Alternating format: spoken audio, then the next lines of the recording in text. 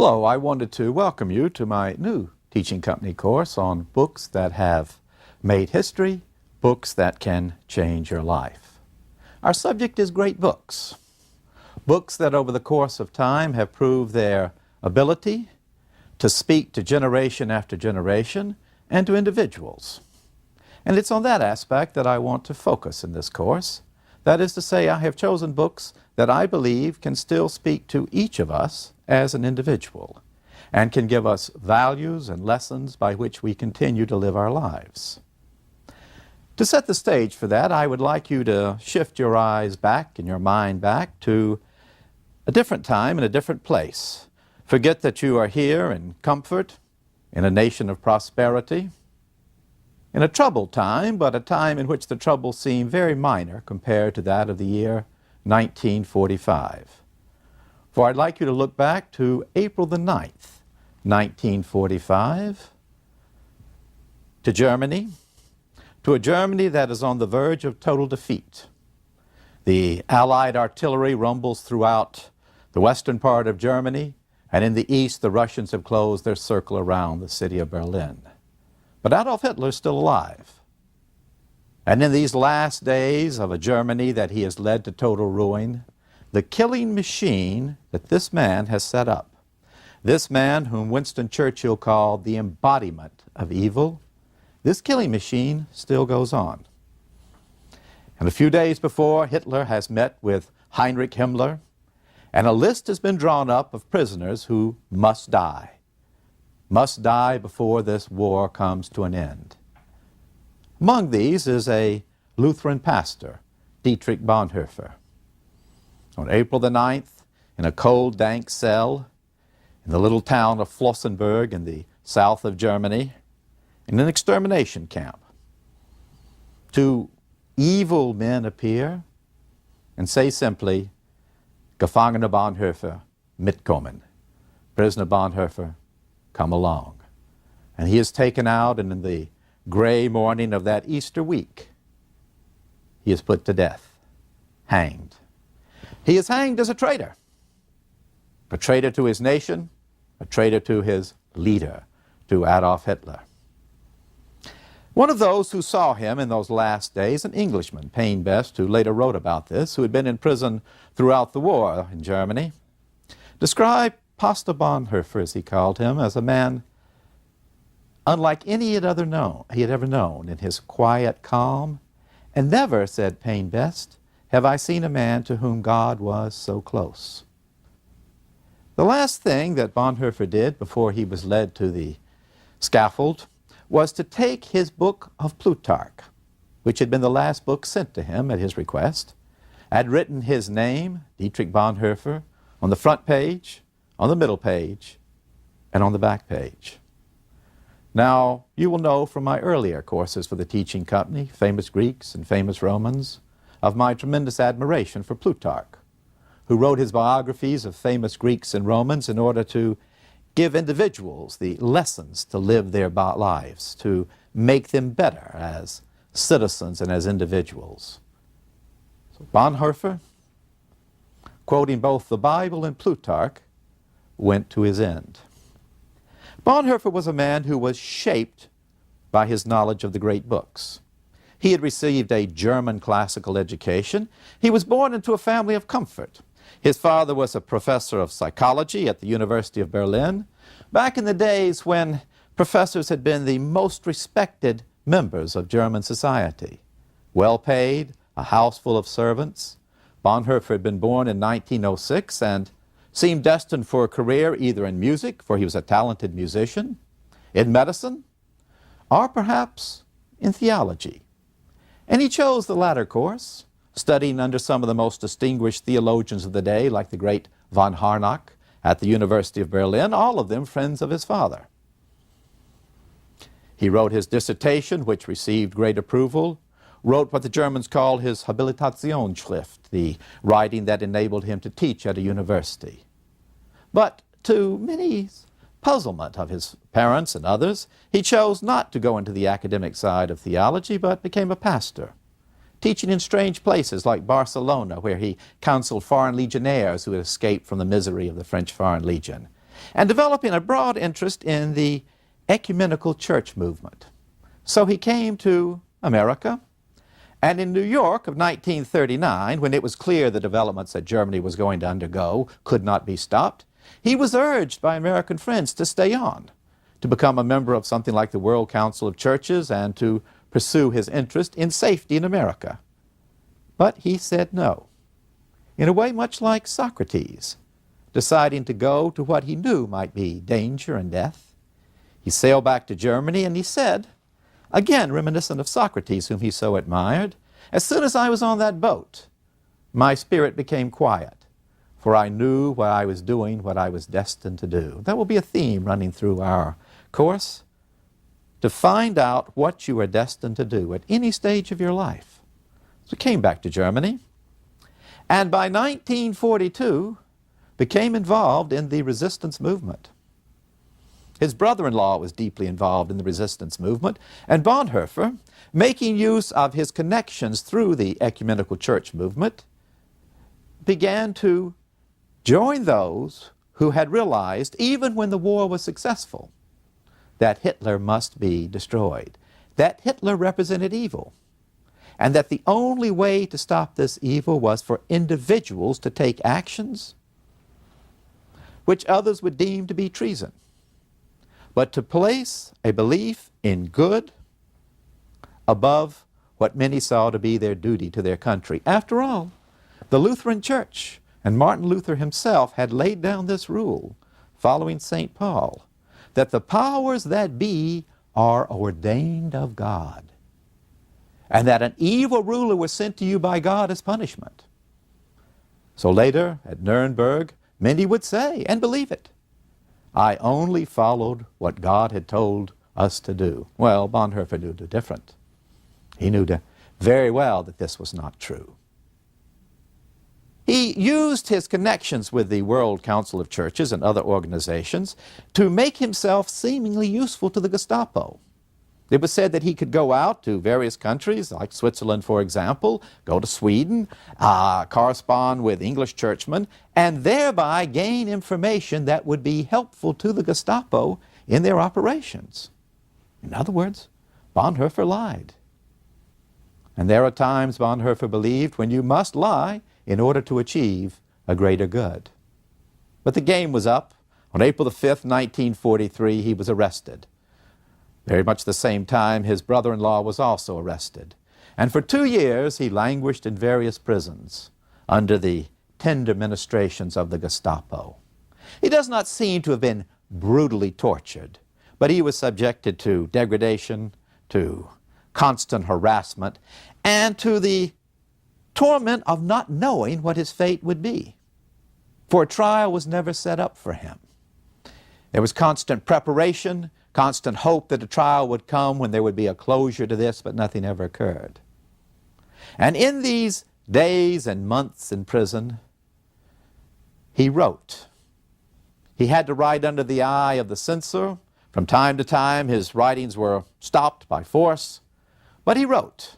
And after the war, these were brought together by his friend who had also been arrested and brought out as letters and papers from prison.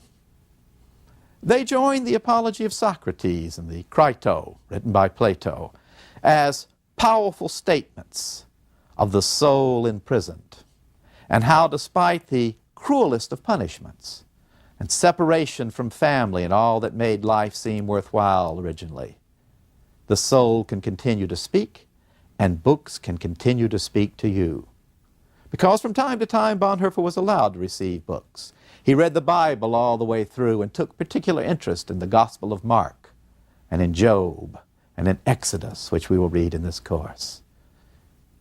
He read the prison dialogues of Plato about Socrates, and he said how these works spoke to him with a new meaning, a new fervor in these years and time here in prison. In other words, they are books that can speak to you with a different voice at each time of your life. In times of the greatest trial, in times of the greatest triumph. In prison, he used this time to evaluate his conception of God. And he came up with a powerful new conception that continues to puzzle. A theology of the cross, he said.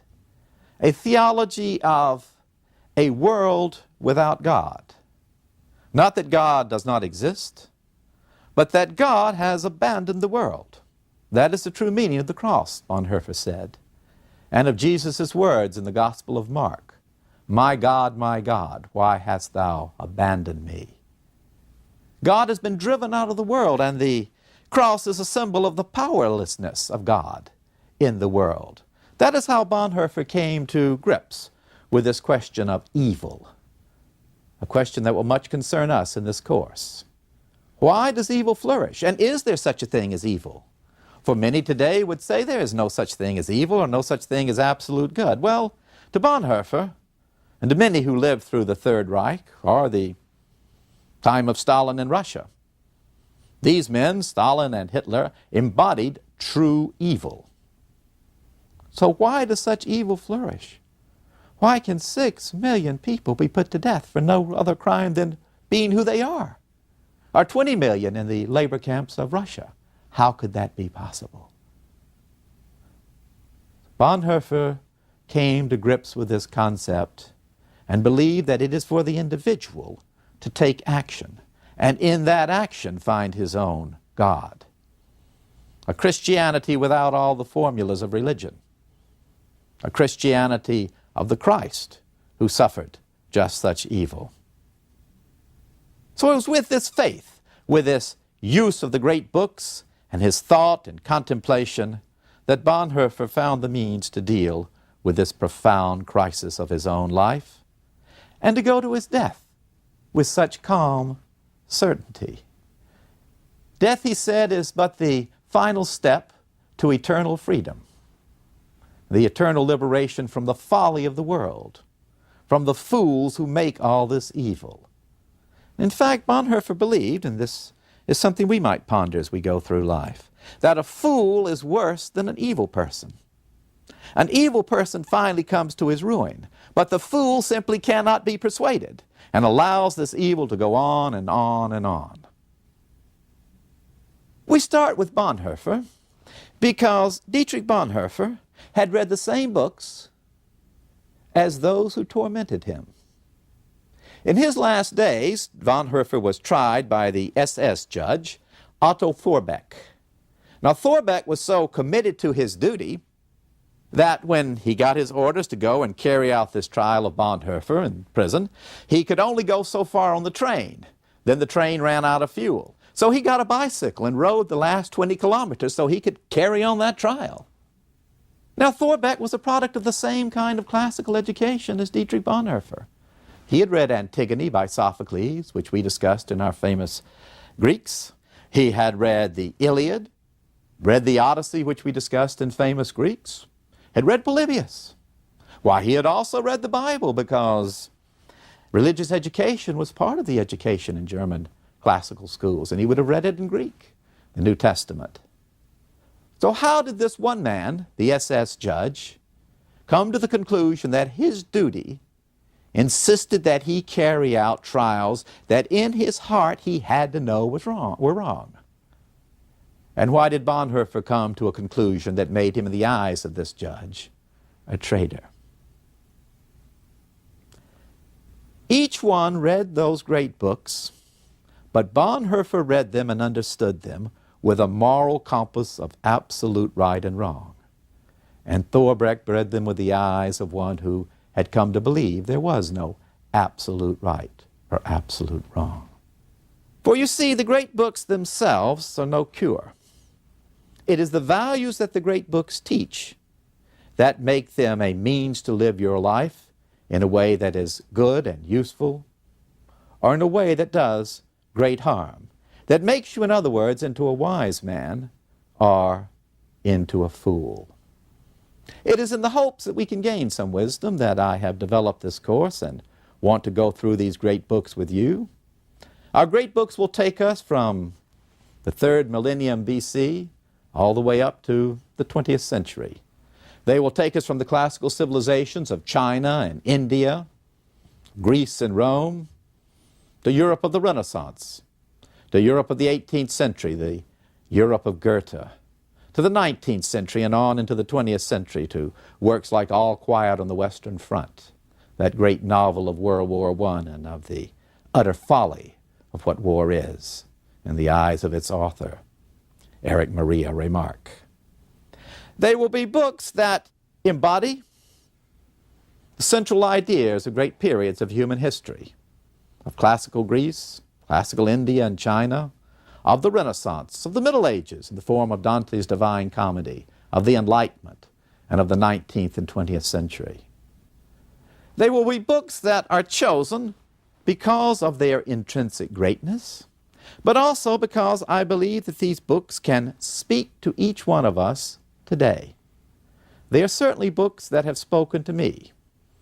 And this is a personal course, a course in which I have chosen for you books that have spoken to me over the course of my life and that I find when I go back to, continue to speak to me, but in new ways, saying new things to me as I look in them for new experiences that my own life experiences have brought to my conscience. Our books will be arranged around themes. It is not a bare chronological survey that interests us, not a mere description of what is in a book, and certainly not literary theory, an attempt to apply modern techniques of deconstructing a text. No, we are interested in what the author says and in the themes of the author. And these are themes, I believe, that every thoughtful person must consider. And I believe, in fact, every person makes a decision about these themes, either to accept them or to reject them or not even to think about them. But the very act of not thinking about them is to make a decision. The first theme is God. Does God exist? Every civilization has made its decision, and in most of those classical civilizations, God has been seen as the primary mover of human action, whether they are polytheists, believing in many gods, or monotheists. And we will examine great books of polytheism, such as the Iliad, and great books of monotheism, such as Exodus, the Gospel of Mark, and the Quran. Then, having thought about whether God exists, the next question is about fate. Do things happen by chance, or is there a plan? And Marcus Aurelius, whose meditations we will study, says it doesn't matter whether you believe in God or not, you still come back to the question, is everything chance, or is it a plan? Just random occurrences in your life, like a tale told by an idiot full of sound and fury and signifying nothing, or is there some meaning to your life? And with that, good and evil. Is there absolute good? Is there absolute evil? Do we make decisions to do actions based upon some absolute good, or is it all just a matter of chance and circumstances? In other words, is it always right to tell a lie, or always wrong to tell a lie? After all, Dietrich Bonhoeffer would have believed in absolute right, and yet he believed there were circumstances in which he had to lie. And I say, is it always right to tell a lie? Because there are many of us who go through life lying all the time, and only from time to time telling the truth when we're forced to. There are even politicians who might build their lives upon that kind of ability to lie. After all, in the Odyssey, Homer praises Odysseus as a man who knew how to tell many lies and to tell them well. God, fate, good and evil. And having made decisions about these fundamental themes, we ask ourselves, how then do we live? How do we shape our lives? And do these great books give us a means of learning the meaning of our life? Because that is one of the great questions, again, we face, whether we actively say, what is the meaning to my life, or whether we just go through life without ever asking the question. But at the end of our days, we will be like Marcus Aurelius, realizing that our bodies will dissolve into atoms and asking, what have we done? And that is a question perhaps to ask yourself more when you are 20 than when you are 60, to give a shape and meaning to what you do, to the career that you choose. But at any time in your life, you can step back and say, what meaning does any of this have? The meaning of life. And with that, the question of truth. Do we live our life by truth and questions of good? Or do we once again build our whole life upon a fabric of lies? Duty and responsibility, that is a central theme for us as we go through life. What is our duty? For you see, Otto Thorbecke, the SS judge, and Dietrich Bonhoeffer, coming from the same tradition, both being Lutherans, come to the very radical conclusions about duty. For Bonhoeffer, it was to follow the higher calling of good no matter what. And for Thorbecke, it was to follow orders. And how many times in our lives in a corporation or in the academic world do we take comfort in that notion that we're just following orders? We're just doing what we have to do to survive. And from duty and responsibility come our ideas about justice, about government, about society, and what kind of society we want, what kind of government do we want, and do we want a government that is built upon lies, as was the Third Reich of Hitler, evil lies. And bridging this gap is love. Every one of us comes to grips with the question of love, romantic love. Why, in fact, while he was in prison, Bonhoeffer got engaged. That was his positive statement that life would go on. So we'll talk about romantic love, and I hope none of you's soul is so dead that you have not at least once in your life been absolutely, desperately in love with somebody, willing to do anything. And love, like all of our themes, is a matter of courage and honor and ambition. Courage and honor and ambition, these run through some of the greatest of books, like the Iliad, like the Gospel of Mark, like the story of Faust struggling to know all that is. So courage and honor and ambition, and with them, beauty and nature. These are books that speak to what is inside us, what we could call the soul, if we want to make that decision as we go through our reading. Beauty. Absolute standards of beauty, and with it, the beauty of nature. Henry David Thoreau will speak to us about how ultimately our soul must commune with the beauty of nature.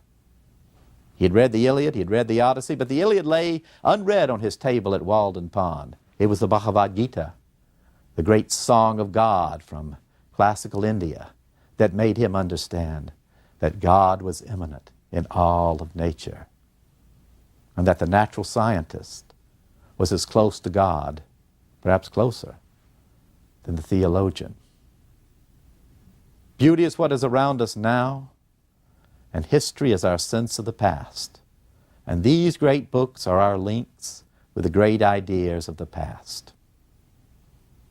We see our course is built upon the belief, just like our course on Winston Churchill or our course on a history of freedom or on famous Greeks and Romans, that great books, great ideas, and great individuals make history.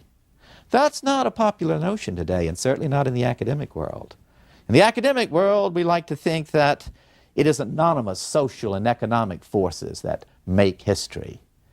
Slavery, for example, is the great object of study for those who ponder the lessons of the ancient world. Well, they're wrong. Karl Marx, who is the intellectual father of this notion that social and economic forces make great ideas, was wrong. It is the great ideas that propel men and women to become great in themselves. It was a great idea of truth that made Bonhoeffer into a great man. It was a great idea of truth that made Socrates, and the great idea of God and of conscience that made Socrates into a great man and left those sophists, those academics, those professors of his day trailing in the dustbin of history. The great ideas. And those great individuals, whether a Napoleon or an Abraham Lincoln, who build upon those ideas of liberty and equality, or of government of the people, by the people, and for the people, that bring the world into a new age of grandeur. So we will be tied to history, and every one of us ultimately makes the decision to be aware of the historical past, to draw lessons from it, or to dismiss it as irrelevant. And I fear that we live today in an ahistorical age, in which we believe that we are so wise that we no longer need the lessons of the past. And perhaps most disturbingly of all, that technology has put us beyond the lessons of the past. Technology makes us immune to the forces of history. So I'll ask my class the question. We'll be talking about the Hittites, for example. Do you believe that someday, 3,000 years from now, a professor will be talking to a group of students about the Americans and say, oh, the Americans, there's the city of New York, the way that was the Hittite capital of Bogat's Curie, and someone will raise their hand and say, but professor, we're going to have to know about the Americans on the test because there's only one lecture on them on the syllabus. And I ask them that, and almost none of them will put up their hands, because America, of course, will always endure, just as the Roman emperors celebrated Rome as the eternal empire. Well, it won't be true. History will be our judge. And history will say how well we have learned these values from the great books. So the past and the lessons of the past, these all come together to educate us. But that is the ultimate goal of a course in the great books, is wisdom. We'll certainly begin with information. There's plenty of information out in the world today. The internet is filled with information, overwhelming us. And you can take that information and weave it together and come up with some knowledge. Knowledge is what you would have at the end of this course. From what I have told you about these great books, you'd have knowledge about them. But it's for you to take that final step, to transform information and knowledge into wisdom. And wisdom really only comes about through meditation, through contemplation. Bonhoeffer came to that conclusion as well in prison, to contemplate, just like Socrates. And that wisdom is the ability to put the lessons of the great books into use in your own life, to apply them to live your life. So our course is a course that I hope will have as its ultimate goal to make each of us wiser, to give each of us some wisdom, to give each of us insight into these great books, and to allow some of these great books to speak to each one of us. I have used the term great book again and again in this first lecture. What is a great book? It is a book that has a great theme. It is a book that has a language that is noble. And it is a book that can speak across the ages. A great theme. Not some petty discussion that you would find in a comic book, not some soundbite from CNN, but a theme that speaks across the ages, such as Bonhoeffer, of the man imprisoned for his conscience and goes to death because he knows in his conscience that he is right. And his simple, spare German, why, it embodies the notion of a noble language. Any language can be noble. But in that language, a great book has the ability to elevate and ennoble. Hemingway can be as noble as the Iliad, one in spare poetry, one in spare prose. And finally, it must speak across the ages. We must be able to hold the Iliad in our hand 2,800 years after Homer composed it and say, yes, this has meaning for me right now. And it enables me to read it, to understand it, and it educates me for true freedom, which is the freedom to live my life in a responsible fashion. Well, I look forward to this course and to going through these great books and learning from them with you.